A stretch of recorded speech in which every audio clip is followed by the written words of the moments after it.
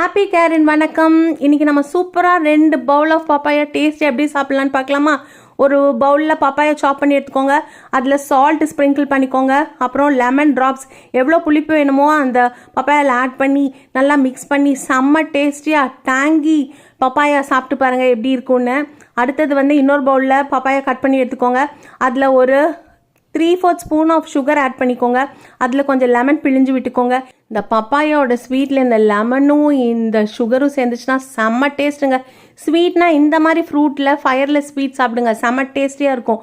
பப்பாயாவில் and லெமனும் சேரும்போது அவ்வளோ ஆரோக்கியம் இருக்குங்க. விட்டமின் சி, விட்டமின் இ, அதுக்கப்புறம் பொட்டாசியம், கால்சியம், மெக்னீஷியம், எவ்வளோ ஆக்டிவ் நியூட்ரியன்ஸ் இருக்குங்க. நம்மளோட போன்ஸ் அண்ட் மசில்ஸ்க்கு நல்ல சத்து எப்போவுமே அவசியம். அதை நீங்கள் டேப்லெட்ஸாக எடுத்துக்காமல் இந்த மாதிரி ஃப்ரூட்லேருந்து இயற்கையாக எடுத்துக்கோங்க.